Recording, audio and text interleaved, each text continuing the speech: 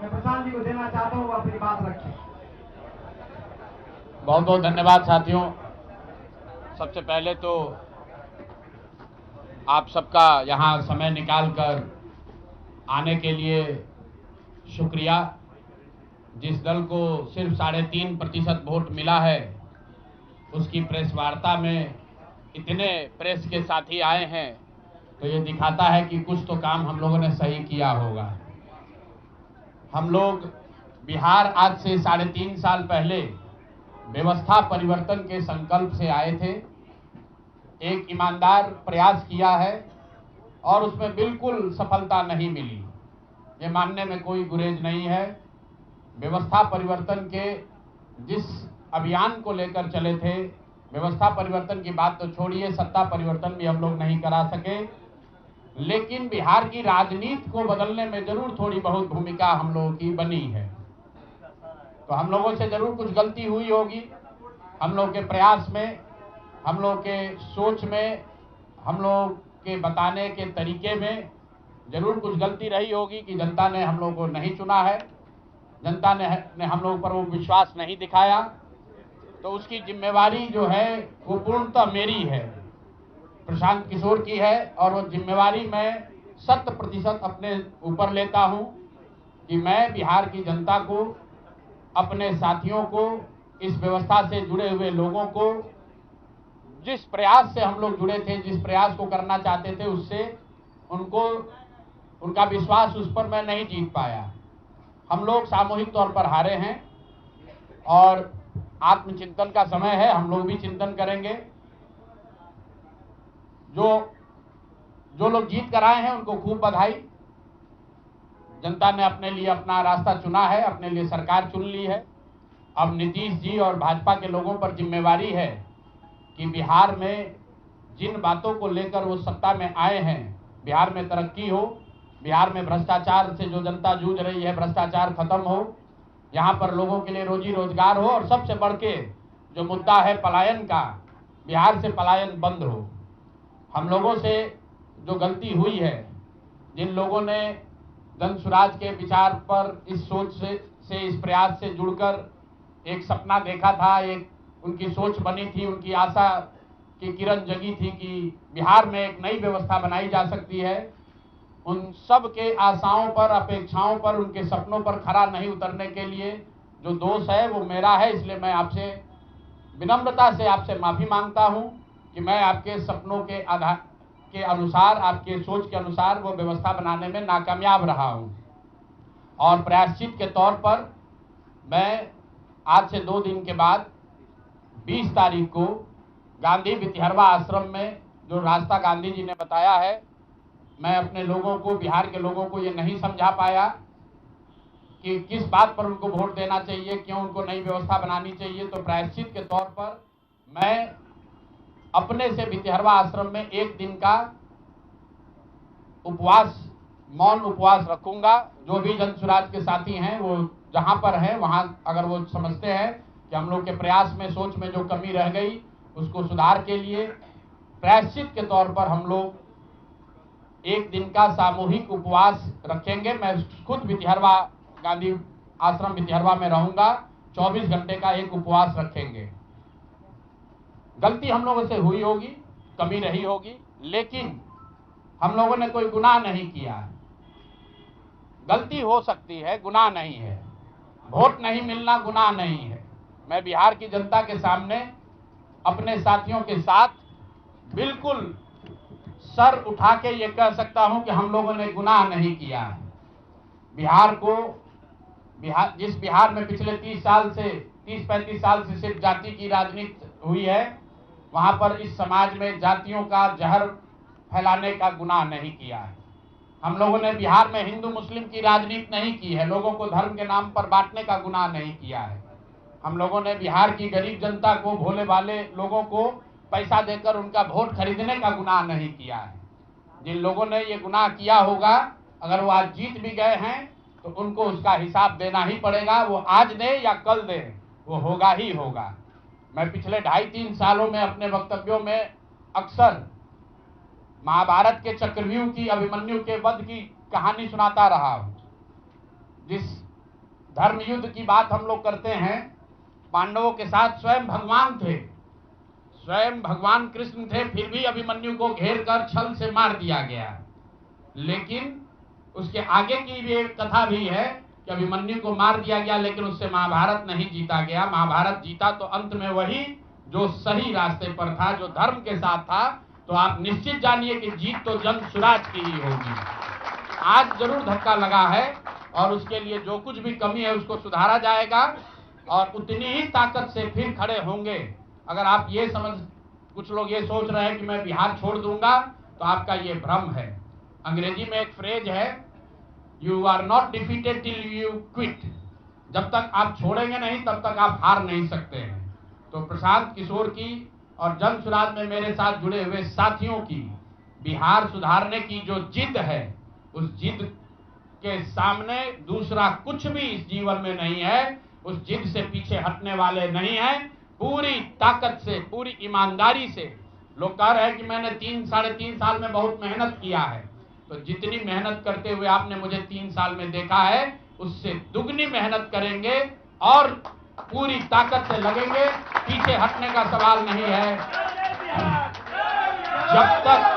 जब तक बिहार को सुधारने के अपने संकल्प को पूरा न कर लें, तब तक पीछे हटने का कोई सवाल ही नहीं है। अब चुनाव के परिणामों को लेकर जो बात है, उस पर बहुत विवेचना हो रही है। आपने भी कहा, बड़े बड़े विशेषज्ञ आकलन कर रहे हैं। कोई बता रहा है कि पैसे से जीत लिया गया, कोई बता रहा है कि लालू जी के डर से ध्रुवीकरण हुआ इसलिए जीता गया। कुछ लोग बता रहे हैं कि जातियों की बात अभी पूरी तरह खत्म नहीं हुई। मैं यहाँ चुनाव के विश्लेषण के लिए नहीं बैठा हूँ, लेकिन एक बात तो बिल्कुल स्पष्ट है कि पहली बार स्वतंत्र भारत के इतिहास में और खासकर बिहार में पहली बार ऐसा हुआ है कि कोई चुनाव जिसमें सरकार ने करीब करीब 40,000 करोड़ रुपया जनता के पैसे को खर्च करने का वादा किया है। और मुझे लगता है कि वही एक कारण है जिसकी वजह से एनडीए को इतना बड़ा बहुमत मिला है।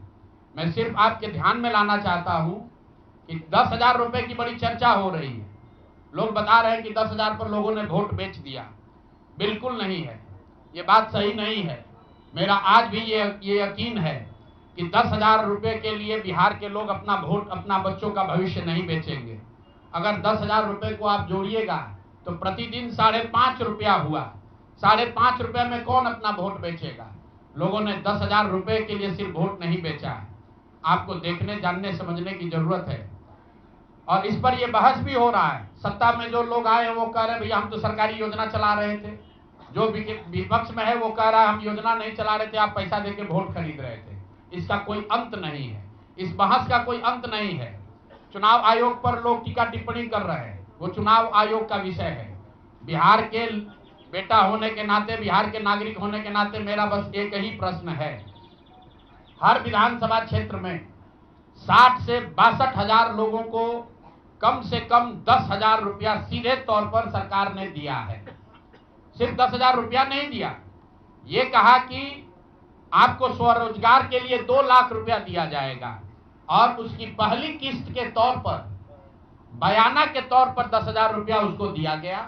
और पूरा सरकारी तंत्र लगाया गया लोगों को ये बताने के लिए कि अगर आप एनडीए को वोट देते हैं तो आपको 10,000 रुपए के साथ साथ आने वाले 6 महीनों में 2 लाख रुपए तक की सहायता मिलेगी। इसको करने के लिए पूरा सरकारी तंत्र लगा। जीविका की दीदियों को बैठाया गया।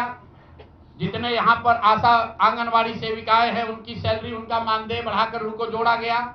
लोग कह रहे हैं भैया काडर कहाँ है? मेरे भाई 2 लाख लोगों को, आप ध्यान रखिए, सिर्फ 10,000 रुपए लोगों को नहीं दिया गया है। हर विधानसभा में, मैं बहुत जिम्मेवारी से जो सरकारी आंकड़ा है वही बता रहा हूं, हर विधानसभा में 60 से 62,000 महिलाओं को 10-10,000 रुपया दिया गया है। करीब करीब 1 लाख आंगनवाड़ी सेविका, आशा वर्कर और ममता की से जुड़ी हुई महिलाओं को करीब करीब सरकार ने 10,000 करोड़ रुपया अलग से दिया है। इसके साथ ही विकास मित्र और टोला सेवकों को 25,000 रुपया एक बार में, और जो लोग प्रवासी मजदूर बाहर से आए उनको 5,000 रुपया दिया गया है कपड़ा के नाम पर। तो कुल मिलाकर 29,000 करोड़ रुपया, करीब करीब 29,000 करोड़ रुपया बांटा गया है। 40,000 करोड़ रुपए की योजनाओं की घोषणा की गई है। अब हम यहाँ इसलिए नहीं बैठे हैं ये कहने के लिए कि इसी वजह से हम लोग चुनाव हार गए। मेरा अब सीधा सरकार से एक आग्रह है कि आपने 2 लाख रुपए देने का वादा किया है, जनता ने आपको मत दे दिया, अब आप सत्ता में बैठे हैं, तो कृपा करके जो 1.5 लाख महिलाएं, 1.5 करोड़ महिलाएं हैं जिनको आपने 10,000 रुपया दिया है, उन सभी महिलाओं को अगले 6 महीने में 2 लाख रुपए तक देने की व्यवस्था कीजिए। क्योंकि अगर वो हो जाएगा तो बिहार से बेरोजगारी दूर हो जाएगी, बिहार से पलायन बंद हो जाएगा। और अगर आपने ये नहीं किया तो ये बिल्कुल स्पष्ट हो जाएगा कि आपने ये 10,000 रुपया किसी योजना के तहत नहीं दिया था, सिर्फ और सिर्फ वोट खरीदने के लिए दिया था। तो वोट खरीदने के लिए पैसा दिया गया है कि किसी योजना के तहत पैसा दिया गया है, सरकारी योजना के तहत, इसका प्रमाण इस बात पर है कि आने वाले 6 महीने में सरकार ने स्वरोजगार के नाम पर जो पैसा जारी किया है उस क्षेत्र में और पैसा और मदद जारी की जाती है या नहीं की जाती है। हम लोग एक भी विधायक न जीते कोई बात नहीं, जन सुराज, और कई लोगों का सवाल है नीतीश कुमार को 25 सीट आने की बात है, तो मैं आपके सामने घोषणा कर रहा हूं कि जो 25 सीट हमने बात कही थी उस पर बिल्कुल कायम है। अगर नीतीश कुमार ने, उनकी सरकार ने ये वोट खरीदा नहीं है, इनको 2-2 लाख रुपए दे दे, मैं बिल्कुल राजनीति से संन्यास ले लूंगा, उसमें कहीं कोई दिक्कत नहीं है, कहीं कोई दिक्कत नहीं। बिहार के 1.5 करोड़ लोगों को 2-2 लाख रुपया नीतीश कुमार दिलवा दे, मैं मान लूंगा कि हमारे आकलन में गलती थी, हमारी गलती थी। और हमारे आकलन की बात छोड़िए, अगर बिहार से बेरोजगारी दूर हो जाए, पलायन बंद हो जाए, 1.5 करोड़ परिवार, टोटल 2.5 करोड़ परिवार में अगर 1.5 करोड़ परिवार की गरीबी दूर हो जाए, तो प्रशांत किशोर को विधायक बनने की, राजनीति करने की कोई जरूरत नहीं है, हम दूसरा काम कर सकते हैं। तो आपका अगर ये सवाल है कि 25 सीट की बात है, बिल्कुल 25 सीट से ज्यादा नीतीश कुमार को ना आना चाहिए था, ना आता। एक ही फैक्टर है, ये पैसा बांटकर जो वोट आपने खरीदा है, खरीदने का आप पर इल्जाम है। तो इसको आप इतने 20 साल से आप मुख्यमंत्री हैं, तो आप इस इल्जाम को धो दीजिए। अगले 6 महीने में 1.5 करोड़ लोगों को, 1.5 करोड़ परिवार को स्वरोजगार की व्यवस्था कर दीजिए। और अगर नहीं कीजिएगा तो हम लोग यहीं पर हैं। मैं आपके सामने एक नंबर जारी कर रहा हूं, मेरा अपना व्यक्तिगत ऑफिस का 91-216 जितने लोग हैं जिनको भी 10,000 रुपया का बयाना नीतीश कुमार सरकार ने, अधिकारियों ने, जीविका की दीदियों के माध्यम से दिया है, इस आश्वासन के साथ कि अगर आप नीतीश कुमार को, एनडीए को वोट देंगे तो आपको 2 लाख रुपया 6 महीना में मिलेगा। तो मेरे भाई अब समय चालू हो गया, आप आ गए हैं सत्ता में और हम लोग आराम से बैठे हुए हैं बिहार में। हर वो महिला, हर वो परिवार जिसको 2 लाख रुपया नहीं मिलता है, आप प्रशांत किशोर से संपर्क कीजिए, आप जन सुराज से संपर्क कीजिए। अब सलाह का समय खत्म हुआ, अब संघर्ष का समय शुरू होगा। हमने 3.5 साल लोगों को सलाह दिया है, हमने 3.5 साल लोगों को जाकर घर घर हाथ जोड़ा है, कभी वोट नहीं मांगा, लोगों को यही कहा कि अपने बच्चों के लिए वोट दो, अच्छे लोगों को जिताओ। लोगों ने अपने हिसाब से अच्छे लोगों को जिताया है। जिन मुद्दों पर जिताया है उसका मैं स्वागत करता हूं कि स्वरोजगार ही सबसे ज्यादा जरूरी है। उसका वादा एनडीए की सरकार ने किया है, नीतीश कुमार ने किया है, और 10-10 हजार रुपया बानगी के तौर पर, एडवांस के तौर पर उन महिलाओं को दिया है। तो अब अगले 6 महीना में उन सभी महिलाओं को, उन सभी परिवारों को नीतीश कुमार की सरकार स्वरोजगार का अवसर दे, उनको 2 लाख रुपए की मदद दे, ताकि वो 1.5 करोड़ परिवार के लोग बेरोजगारी से बाहर निकल सके, गरीबी खत्म कर सके और उनके बच्चे गुजरात में, तमिलनाडु में जाकर मजदूरी न करें। और अगर ये नहीं होगा तो हम लोग तो विधानसभा में हैं नहीं, जनता ने जो आदेश दिया है कि गांव-गांव घूमिए और लोगों की मदद कीजिए। तो जिनको भैया ये 2 लाख न मिले वो प्रशांत किशोर के पास चले आइए, जन सुराज के साथियों के पास आइए, आपकी आवाज बनकर, आपके साथ खड़े होकर ब्लॉक, पंचायत, डिस्ट्रिक्ट के ऑफिसेज में, सरकारी दफ्तरों में हम लोग चलेंगे। जरूरत पड़ेगा नीतीश कुमार के पास चलेंगे, क्योंकि उन्होंने कहा है कि 10,000 रुपया बयाना ले लीजिए, जब मैं जीत कर आऊंगा आपको 2-2 लाख रुपए दूंगा ताकि सब लोग अपने पैर पर खड़े हो जाएंगे।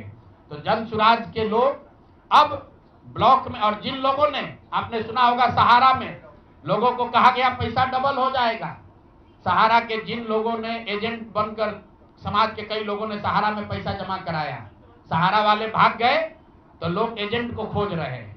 तो जो सरकारी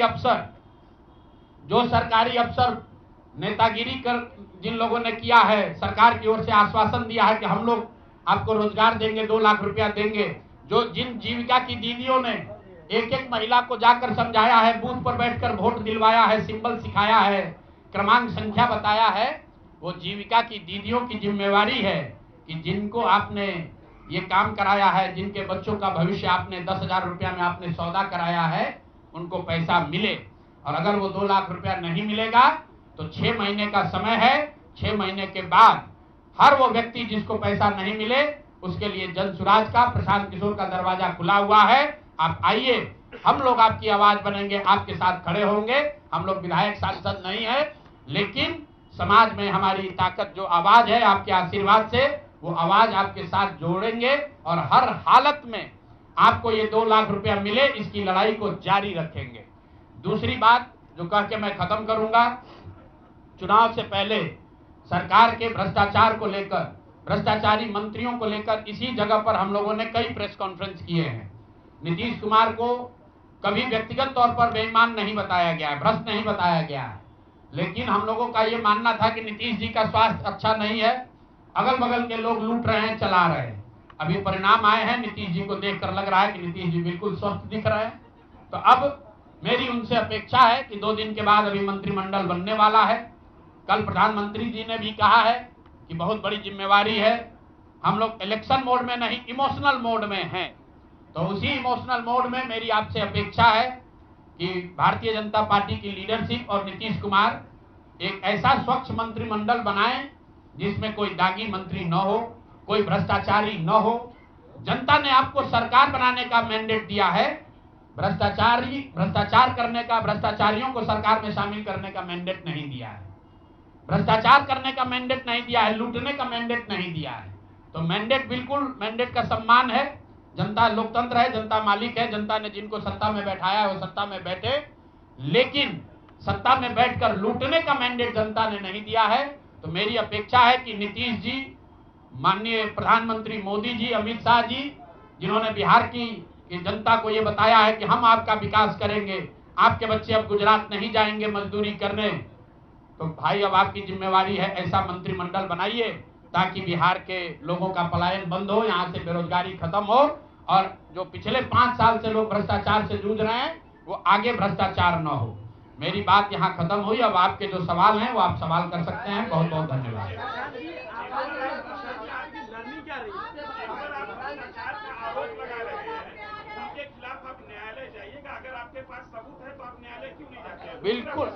बिल्कुल जो बात हम लोगों ने पहले कही है, जिन नेताओं के बारे में कही है, उसमें कहीं पीछे हटने का सवाल नहीं है। मैंने आपको कहा था कि प्रेस के जरिए उसको बताया गया, ये अपेक्षा की गई कि सरकार के जो मुखिया हैं उस पर एक्शन लेंगे, उन्होंने एक्शन नहीं लिया। दूसरा, जनता की अदालत में गए, जनता ने भी उन्हीं नेताओं को फिर से जिताकर भेज दिया। कई लोग जिन पर इसी जगह पर मैंने आरोप लगाया है, जिनके आरोपों की बात कही गई है, उनको जनता ने भारी मत से जिताकर भेजा है।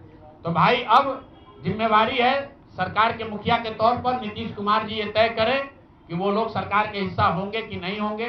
अगर होते हैं तो निश्चित तौर पर जनता के बीच में भी उनके खिलाफ जाएंगे और जहां जरूरत पड़ेगी कोर्ट में भी जाएंगे। 70,000 के सीएजी के मामले में जो सीएजी ने 70,000 रुपए के अनअकाउंटेड मनी की बात कही है, उस पर ऑलरेडी जन सुराज हाईकोर्ट में रीट हम लोगों ने फाइल किया हुआ है। जहां तक व्यक्तिगत मामले हैं, जिन 4 नेताओं के बारे में बात की गई है, जैसे ही मंत्रिमंडल बनता है और अगर वो लोग फिर से सरकार में शामिल होते हैं, सरकार के हिस्सा बनते हैं, तो हम लोग निश्चित तौर पर न्यायालय का दरवाजा खटखटाएंगे। 10,000 रुपए की बात आपने कही, 10,000 रुपए चुनाव से पहले देने लगे थे लोग। आपने कहा कि 25 से ज्यादा सीटें आएंगी तो चुनाव से पहले ही आपने कहा था कि आप इस्तीफा दे देंगे। जी कंडीशन ऑफ लाइफ उस समय क्यों नहीं कर दिया? बिल्कुल ठीक बात है कि आपने कहा, हम पहली बात जो आप लोग कह रहे हैं राजनीति से हम किस पद पे है कि इस्तीफा दे दें? हाँ ना, सुन रहे हैं, आ रहे हैं, किस पद पर है कि इस्तीफा दे दें? आप एक मिनट, आपने सवाल, एक मिनट रुकिए, आपने सवाल किया है, जायज बात है। आपने कहा था कि 25 से ज्यादा आएगा तो आप संन्यास ले लेंगे। तो भैया किस पद पर हैं जिससे मैं इस्तीफा दे दूं?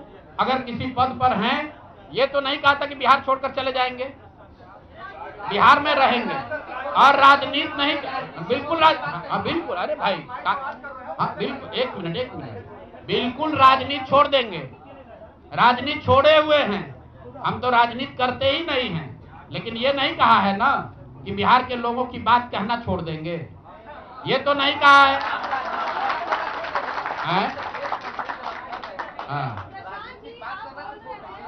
नहीं, आपने ऐसा है, हमने कहा कि अगर 25 से ज्यादा सीट आएगा तो राजनीति छोड़ देंगे, बिल्कुल बात पर कायम है।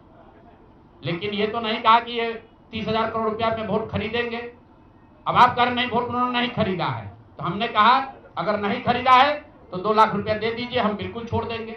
एक मिनट रुकिए, अरे सुन तो लो, सरकार क्या विज्ञप्ति पढ़ लो जिस पर सरकार ने, हाँ बिल्कुल, नहीं ऐसा है, बिल्कुल हम भी सभी की बात नहीं कर रहे हैं। सरकार ने 1.5 करोड़ लोगों को 10-10 हजार रुपया दिया है और पूरे देश में इस बात पर बहस छिड़ी हुई है कि क्या ये 10 हजार रुपया वन टाइम देकर वोट खरीदा गया है कि किसी सरकारी योजना के तहत इस पैसा को दिया गया है। मैं ये कह रहा हूं कि मैं बिल्कुल ये मानने को तैयार हूं कि सरकार का ये एकाधिकार है, वो चाहे योजना शुरू कर सकती है, अंतिम महीने में ही किया, उसमें कोई दिक्कत नहीं है, हम उस बात में नहीं पढ़ रहे। इलेक्शन कमीशन ने चुनाव के दौरान ये पैसा बांटने दिया, ये उनकी गलती है, उस पर भी हम टीका टिप्पणी नहीं कर रहे हैं। हम तो ये कह रहे हैं कि जिस योजना के तहत आप जीत कर आए हैं उस योजना को लागू कर दीजिए। हम लोग को बिहार में रहने की भी जरूरत नहीं है, बिहार ही छोड़ देंगे, राजनीति की क्या बात कर रहे हैं? आप कह रहे हैं 40,000 करोड़ रुपए, आप कह रहे हैं कि वोट खरीद लिया गया, इस वजह से वो जीत गए, आप हार गए ना। हम नहीं हारे, हम हार नहीं, हम तो रेस में ही नहीं है, हम तो रेस में ही नहीं है।